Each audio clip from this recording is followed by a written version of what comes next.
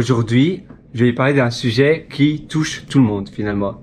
C'est le sujet des meubles, ou plutôt le sujet des intérieurs qui peut avoir soit un impact positif ou négatif dans notre quotidien, dans notre vie. En effet, par exemple, avoir des meubles qui sont anguleux, des meubles carrés, des meubles qui sont tout sauf arrondis et doux, peut donner de l'agressivité. Et donc, par exemple, quand on a une armoire très carrée avec des angles qui sont assez coupants et qu'on dort juste devant une armoire comme cela, ça peut donner un peu de mal-être, similaire au feng shui, où quand par exemple il y a une porte devant le lit ou bien une fenêtre et une fenêtre derrière le lit, on peut sentir un mal-être parce que il y a l'énergie qui passe juste où on dort.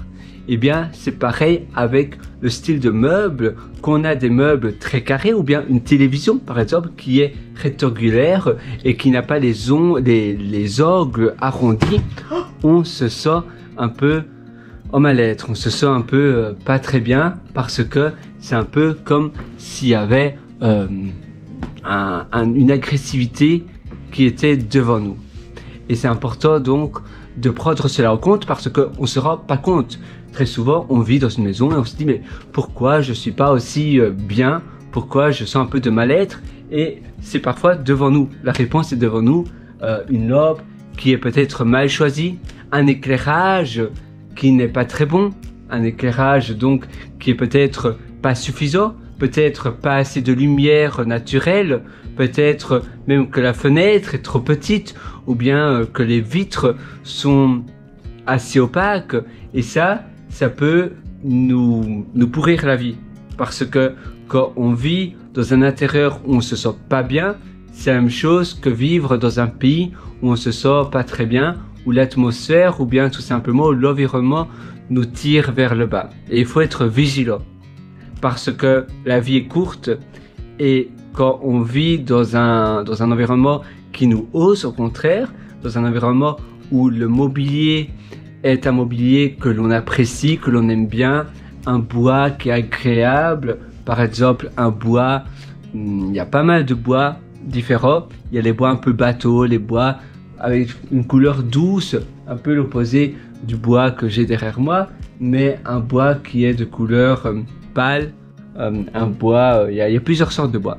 Mais si on aime les couleurs, si on aime les tons, si les tons sont pas trop agressifs, pas dans les tons bruns, mais plutôt dans les tons peut-être couleur douce, couleur pâle, ça peut nous rendre beaucoup mieux. Donc il faut toujours être vigilant avec le mobilier que l'on choisit et également qu'on va dans une chambre d'hôtel ou bien qu'on va dans un Airbnb, qu'on loue une maison qui est déjà meublée. Est-ce que ce mobilier, je l'aime? Est-ce que je pourrais me voir vivre dans cet endroit pour les 10 prochaines années? Si la réponse est oui, c'est déjà un bon signe. Si la réponse est non, alors peut-être que finalement c'est pas fait pour nous. Donc il faut toujours faire attention à ce qui nous entoure. Si ce qui nous entoure nous permet de nous grandir, si on colle avec l'environnement, alors ça nous permet d'aller davantage dans notre succès. Parce que finalement, notre meilleur ami, notre meilleur compatriote pour la vie, c'est un environnement qui nous hausse. Ça, c'est la fondation, c'est la base. Qu'on a le bon environnement, au moins on a déjà une bonne chose. Parce que si tous les jours on vit dans un endroit que l'on n'aime pas, ou même encore pire, que l'on déteste, c'est très dur de vivre une vie à succès pour nous-mêmes si on est toujours à contre-courant de notre atmosphère, de notre environnement. Donc, toujours être très vigilant sur ça, se dire, tiens, comment je pourrais améliorer l'endroit, le lieu où je me trouve. À chaque fois, se questionner, se poser les bonnes questions et se dire, cet endroit, est-ce qu'il me plaît? Et c'est pas parce que ça te plaît maintenant que ça va nécessairement, plaire dans 3 ans, dans 2 ans ou même dans 6 mois.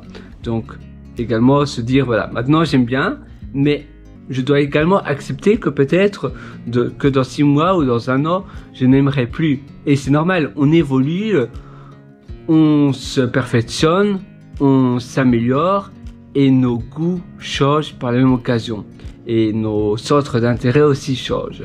Donc, quand on était peut-être enfant, on adorait une certaine manière de décorer notre chambre. Peut-être que le désordre ne nous dérangeait pas autant que maintenant. Et maintenant, peut-être que on supporte plus trop le désordre, ça fait trop fouillis, et alors ça ajoute de la charge mentale, ça ajoute du poids mental, et ça nous donne du brouillard pour notre quotidien, pour penser clair et pour agir rapidement. Donc à nouveau, il faut faire le propre, il faut avoir moins de choses, et c'est là aussi que le minimalisme peut nous aider énormément. Quand on est minimaliste, on a moins de choses, moins de possessions, c'est plus clair dans notre tête, c'est plus simple aussi par la même occasion de chercher des choses, plus simple aussi de faire le nettoyage, d'épousseter, parce que il y a moins de choses partout où on est. Donc également faire le tri de ce que l'on a. Donc premièrement le mobilier, deuxièmement le lieu, la peinture, les murs, l'endroit, et troisièmement, eh bien, moins de choses. Plus d'expérience de vie, peut-être, oui, mais moins de possession. Donc, faire le tri de tout ce qu'on a et se dire qu'est-ce que j'ai vraiment besoin et qu'est-ce que j'ai moins besoin. Qu'est-ce que je peux peut-être mettre à la poubelle, les choses dont je n'ai pas d'utilité, les choses que je n'utilise pas. Et d'ailleurs, un très bon test, c'est simplement de mettre tout ce que tu as dans des boîtes où tu vas mettre une date. Tu vas mettre la date d'aujourd'hui. Et dans 3 mois, ou même dans 6 mois, tu vas retourner dans ces boîtes où tu mets les boîtes, peut-être dans ton grenier, tu vas stocker les boîtes, tu vois la date, ah c'est la date d'il y a 3 mois, ou bien la date d'il y a 6 mois. J'ai toujours pas utilisé ces choses-là. Si tu ne les as toujours pas utilisées pendant les 3 à 6 derniers mois, eh bien, c'est très fort probable que tu n'en auras toujours pas besoin dans les 6 prochains mois. C'est-à-dire que tu peux soit les donner, soit les revendre, soit jeter ces choses-là. Ça, c'est aussi une bonne solution pour trier ses affaires. Et ainsi, à nouveau, on avance rapidement, on fait le tri dans les possessions que l'on a. Ça veut dire, parfois, on accumule facilement des magazines, des petites choses comme ça, des babioles, de la décoration qui ne sert pas à grand chose et ça nous encombre l'esprit. Mais la même chose, peut-être qu'on a une télévision, on a peut-être des meubles qui prennent de la place dans notre intérieur et si on ne les avait pas, on aurait plus de place, on verrait plus grand et ça nous permettrait de réfléchir davantage. Donc ça aussi, il faut se dire à un moment donné, voilà, ça a été bien pendant un moment, j'ai dépensé de l'argent et de ces choses-là, maintenant j'en ai plus besoin et je dois être ok, je dois être d'accord, je dois être fine, c'est-à-dire que je dois l'accepter que maintenant je peux tout simplement m'en débarrasser. Simplement faire le propre un peu comme un nettoyage de printemps. C'est pas parce que tu as dépensé beaucoup d'argent pour l'acheter que tu dois nécessairement en souffrir maintenant et de toujours l'avoir chez toi parce que sinon ça va te payer double, ça va te payer le prix que tu as payé l'objet, par exemple une télévision, et maintenant ça va te coûter aussi en tant que dette le fait de l'avoir et ça va te peser dans ton quotidien parce que tu ne l'utilises pas ou bien peut-être que c'est nocif pour toi comme une télévision, peut-être que tu vas l'utiliser de manière toxique parce que tu vas regarder des émissions qui ne servent pas à grand chose et ces émissions, eh bien, c'est un peu du fast food donc tu vas te nourrir de mauvaises choses ou bien de news donc des journaux parlés, etc. dont tu vas te nourrir finalement de négativité, ça va te pourrir la négativité, ces news vont te faire même peut-être peur et ça c'est mauvais pour toi, ça va peut-être te stresser et donc il faut simplement faire le propre et se dire voilà maintenant ma télévision je la donne, je la revends, je la jette, je l'ai payé un certain prix. Maintenant, ça me coûte également dans mon mental, dans ma charge mentale, ça me prend de l'espace. C'est pas un objet très beau, donc à nouveau, c'est aussi de l'espace mental. Peut-être qu'elle est sur un meuble, ce meuble prend aussi de la place, donc TV plus meuble, et bien tout ça au débarras et j'aurai davantage de place chez moi ça aura un impact positif dans ma vie parce que mon intérieur sera plus grand, je serai plus tenté à regarder la télévision, donc ça aura également un bon impact positif dans mon quotidien, dans mes habitudes, et je pourrai à la place passer du temps à faire d'autres choses, des choses qui auront un impact positif dans mes habitudes, dans mon quotidien, et ça sera tout bénéfique pour toi. Donc voilà, tu vois, tu as plein de choses que tu peux changer.